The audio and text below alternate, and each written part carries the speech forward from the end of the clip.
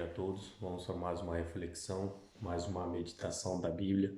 Que Deus nos capacite, nos dê entendimento. Hoje o resumo geral da lição da Escola Sabatina, de número 5, falando da Torre de Babel. Que Deus abençoe o nosso estudo, nos dê sabedoria, que Deus nos capacite. Vamos orar. Querido e bondoso Deus, obrigado porque o Senhor cuida, o Senhor livra, o Senhor perdoa e obrigado. Em nome de Jesus, amém, Senhor. Gênesis, verso áureo, ou verso para memorizar, Gênesis 11, versículo 9. Chamou-se-lhe por isso o nome de Babel, porque ali confundiu o Senhor a linguagem de toda a terra, dali o Senhor os dispersou por toda a superfície dela. Então, depois que Noé saiu da arca, seus filhos, então Deus deu a instrução para Noé, né, povoar com seus filhos toda a terra. Não era para se concentrar em um só lugar, em um só povo e não se espalhar. Deus ele falou para multiplicar e se espalhar por toda a terra. Só que não foi assim que o povo fez. Então, seguiu, né, a sequência. Aqui a Bíblia nos traz, né, os nossos descendentes. Noé, um tipo agora de Adão, que a gente somos descendentes de Cã, de Sem, de Jafé. Então eles iriam popular toda a nação. E Noé, a Bíblia diz que Noé fez uma vinha, plantou uma vinha e fermentou esse suco de uva que ele fez e ele tomou e ele se embebedou. Deus ele nunca liberou o consumo do álcool, porque o consumo do álcool é prejudicial à saúde, mesmo sendo pouco, mesmo sendo uma taça, um copo. Às vezes, pessoas indicam que um copo de vinho ou um cálice de vinho faz bem para o coração. Na verdade, o que faz bem para o coração é o verdadeiro suco de uva.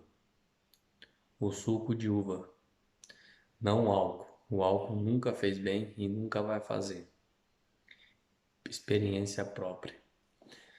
E, e eles não seguiram, eles não.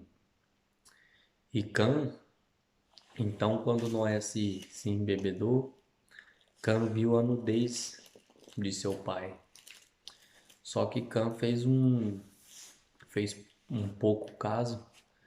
Sabe quando a gente vê uma pessoa caída, uma pessoa bêbada, e a gente, de vez de ajudar, de estender a mão, a gente vai lá e chama mais pessoas para ver o circo, né, pegar fogo. Assim como já viu quando acontece um acidente, né? De vez das pessoas chamarem um bombeiro, elas chamam mais pessoas ou começa a filmar e de vez de socorrer. E ali faz menção ao quinto mandamento. Na lição vem trazendo que Cã não honrou seu pai. Por algum motivo que a Bíblia não revela, Noé amaldiçoou Cã. Por algum motivo, eu creio que seja um motivo bem considerável, que Cã ele não honrou seu pai. Ele viu a sua nudez. Eu não sei o que aconteceu. A Bíblia não nos traz essa luz do que aconteceu, por que Noé amaldiçoou Cã e o seu descendente, né, Canaã, seu filho. E a maldade já estava instalada de novo. E segue a sequência que eles construíram uma torre. Eles estavam construindo uma torre chamada que a Bíblia diz aqui de Babel. E eles queriam se concentrar em um só lugar. Deus tem planos para a humanidade de novo e o ser humano tem os seus próprios planos. Só que os planos de Deus em Jó 42, versículo 2, Deus diz que os planos de Deus não podem ser frustrados, atrapalhados, interrompidos. Quando Deus tem um plano, nada pode atrapalhar Deus. Às vezes, com a nossa rebeldia, com a nossa falta de discernimento espiritual, a gente pode retardar os planos de Deus para a nossa vida. Mas Deus tem um plano para você, um plano A, um plano B, um plano Z. E não se sinta inferior, porque às vezes você caiu tanto e agora você pensa que Deus tem um plano Z para você e esse plano Z, plano Y é inferior ao plano A. Deus não trabalha dessa maneira. Os planos de Deus, todos são perfeitos para mim e para você. Aonde superabundou o pecado, superabundou a graça de Deus. E Deus agora tem que entrar em ação. Deus desce. A Bíblia apresenta que quando Deus desce, quando Ele envia os seus mensageiros, pode ter certeza que é juízo. E quando Deus desce, além de ser juízo, é para salvar. Ele quer salvar e Ele também tem juízo sobre a terra.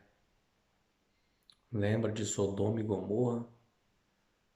Quando Deus mandou os seus anjos, mandou os seus enviados,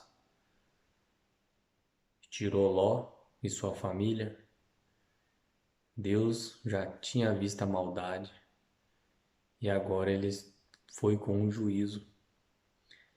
Então Deus ele vai e atrapalha os planos do povo ali que queria construir uma torre até o céu.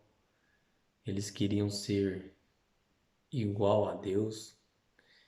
Eles queriam fazer uma cidade única e forte, para que eles não acreditaram também na promessa de Deus, que quando aparecesse o arco-íris no céu, ali estava um sinal de Deus que nunca mais ia destruir a terra com um dilúvio. E eles não creram nessa promessa, eles queriam fazer essa torre até o topo. Se eles pudessem fazer até as nuvens, até em cima das nuvens, eles iam fazer, se eles pudessem. Mas Deus vai lá e atrapalha, confunde a língua. Todo mundo falava um só idioma e agora Deus confunde. E Deus, ele quebra essa torre, porque os planos de Deus não podem ser frustrados. E nós temos que ter discernimento espiritual para entender. Às vezes, nós não entendemos os planos de Deus, porque os nossos planos aparentemente parecem ser melhor, mas não é. A Isaías diz que, né, os meus pensamentos são mais altos que os seus pensamentos e os meus caminhos não são os seus caminhos. Então, vamos nessa lição, a gente aprende que os planos de Deus não podem ser frustrados. Deus tem plano na sua vida, tem plano para você, para tua família. O primeiro plano de Deus é salvar você. Não adianta ganhar o mundo, riqueza, fama, likes, seguidores. Se a gente perder o céu, nada faz sentido. viver 70, 80 anos se a gente perder a eternidade. E que Deus possa nos dar o discernimento, a capacidade de entender o que o Espírito Santo fala, o que ele traduz no seu coração, na sua mente. Que Deus possa nos revelar os planos que ele tem. Porque uma vida sem propósito é uma vida vazia. E qual é o propósito da sua vida? Eu não posso dizer qual é o propósito da sua vida, mas eu posso te dar uma dica. Deus pode revelar para você o propósito e eu posso te dar uma opinião e uma dica que é muito valiosa, que o seu propósito não está em você, não está no seu umbigo, no seu eu. O seu propósito está no outro, em ajudar outras pessoas, em fazer a obra. Esse eu posso te dar uma opinião. Eu não sei, mas qual é o propósito da sua vida? Mas Deus pode te revelar para você. Que Deus abençoe o teu dia e vamos juntos crescendo em graça e em sabedoria com o nosso Senhor. E que essa lição possa ficar gravada em nosso coração.